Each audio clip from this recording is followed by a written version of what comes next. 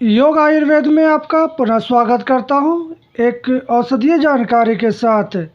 जैसा कि आप जानते हैं, गणेश चतुर्थी पूजा के समय इस घास का इस्तेमाल किया जाता है जिसको हम दुर्वा कहते हैं। तो इस दुर्वा के औषधीय गुण भी बहुत अनगिनत हैं। तो इस दुर्वा घास को हम सिर दर्द, आँखों का दर्द, नक्शीर, उल्टी, पेचिश, हाथ पैरों में जलन, श्वेतपदर, रक्तपदर या ब्लीडिंग होना आदि समस्याओं में इसका प्रयोग कर सकते हैं। तो आप इस दुर्वा घास के बारे में थोड़ा सा जान लें। ये दुर्वा घास हर जगह आपको देखने को मिल जाती है। तो विशेषकर ये हरी और सफ़ेद रंग में होती है। तो हरी घास तो आपको हर जगह देखने को आसानी से मिल जाती है, परंतु ये सफ़ेद जो दुर्वा है ये थोड़ी कम मात्रा में आपको देखने को मिलती है।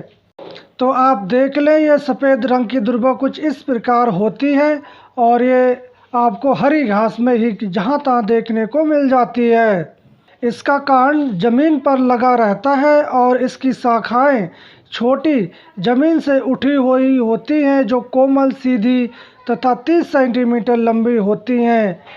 इसके पत्ते करीब 2 से 10 सेंटीमीटर लंबे और एक से 2 मिमी चौड़े, नरम और रेखीय भाला युक्त और आगे से सुई की तरह होते हैं। ये ज़्यादातर मूल रूप से जुलाई से फरवरी तक फलती और फूलती है।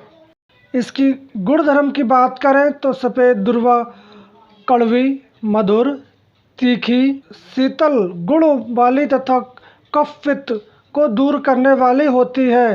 ये जख्म, घाव को जल्दी से भर देती है, खाने में रुचि बढ़ाती है, आम, अतिसार, दस्त, खांसी, जलन, प्यास, उल्टी, रक्तपित्त और हार्पिस जैसी बीमारियों में ये काफ़ी फ़ायदेमंद होती है।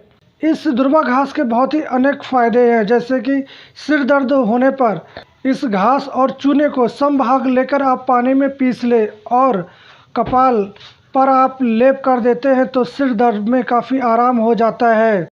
आजकल देर तक कंप्यूटर पर काम करने या दिन भर काम करने के बाद आंखों में दर्द होने लगता है।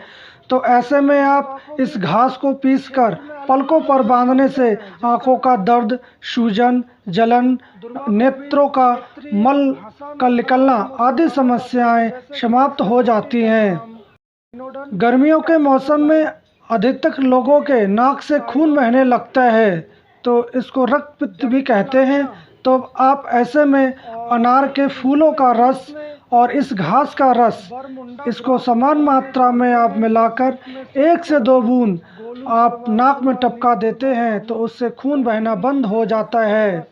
वोमिटिंग या उल्टी होने पर आप इस दूब का 5 मिलीलीटर रस पिलाने से उल्टी बंद हो जाती है।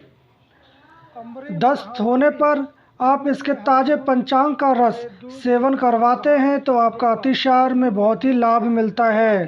ड्रॉप्सी या जल सोफ होने पर आप शरीर के ऊतकों यानी टिश्यूज में पानी की मात्रा बढ़ जाने के कारण या पानी जम जाने के कारण सूजन और दर्द होता है, तो ऐसे में आप इस घास का 10 से 30 मिलीलीटर काढ़े का पिलाने से जल सोप या प्रवाहिका में काफ़ी आराम होता है।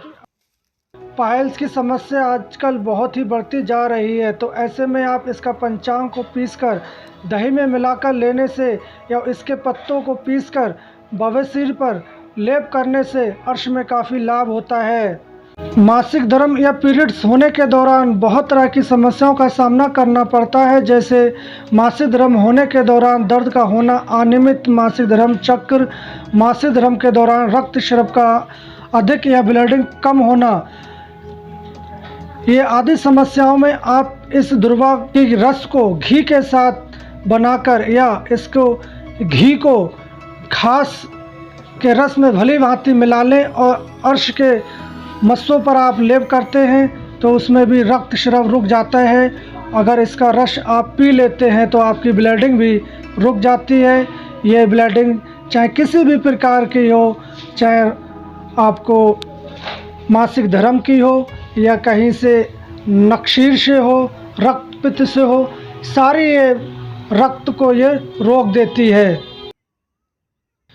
किडनी में स्टोन होने पर आप इस घास का 30 मिलीलीटर पानी में पीसकर मिश्री मिलाकर सुबह शाम पीते हैं तो आपकी पथरी टूट टूट कर बाहर निकल जाती है।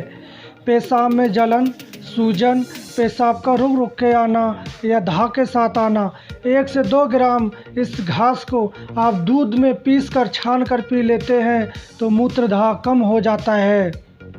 खाज, खुजली या स्किन प्रॉब्लम होने पर दूब, हर्तकी, चक्रमर्द के बीज, बनतुलसी के पत्तों को समान मात्रा में लेकर आप पीस लें और उसका लेप बना लें। खाज, खुजली, रिंग वॉर्म या कंडुआ पर आप लगाते हैं तो उसमें काफ़ी लाभ होता है। शीत, पित्त या अर्टिकेरिया में इस दुर्वा का आप उपयोग कर सकते हैं। दुर्वा हल्दी का पेस्ट बनाकर आप इस शीत पित्त पर लगाते हैं तो शीत पित्त में काफ़ी लाभ होता है। मिर्गी की समस्या होने पर आप 5 से 10 मिलीग्राम इस दुर्वा का पंचांग का रस पीने से आपके मिर्गी में काफ़ी आराम होता है। मलेरिया से संक्रमण से राहत दिलाने के लिए आप इस दुर्वा का सेवन कर सकते हैं।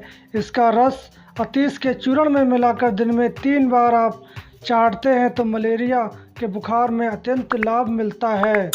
तो इस दुर्वा की प्रकृति शीत होती है तो आप जो शरीर में दाह, जलन या टेम्परेचर बढ़ता है उसमें आप इसका प्रयोग कर सकते हैं।